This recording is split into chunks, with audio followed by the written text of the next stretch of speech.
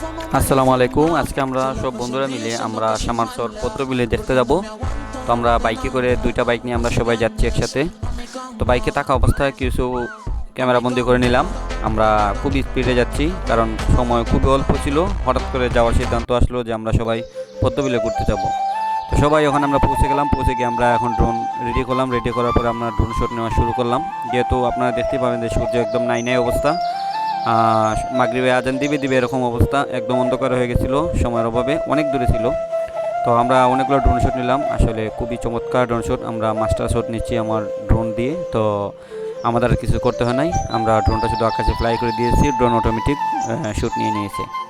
তো এখানে যাওয়ার পরে সবচেয়ে বড় হতাশের বিষয় হলো আমরা এখানে একটা পদ্ম ফুল দেখতে পাই নাই। কারণ আপনারা অনেকে জানেন যে সামনে পুজো। তো পুজোর কারণে কিন্তু সব পদ্ম ফুল ওরা নিয়ে নিয়েছে, একটা পদ্ম ফুলও আমরা দেখতে পাই নাই। সব নাহলে এখানে কিন্তু অনেক রক্তের মতো লাল হয়ে থাকতো এই জায়গায়, প্রচুর পরিমাণে পদ্ম ফুল এই জায়গায় থাকতো, কিন্তু এই পুজোর কারণে একটা ফুল আমরা দেখতে পাই নাই। এটাই আমাদের দুর্ভাগ্য, আমরা দেখতে পাই নাই। তো কি আর করার, আমরা যার কারণে কিছু শট নিয়ে আমরা বাড়িতে চলে আসলাম, এটাই বাস্তব।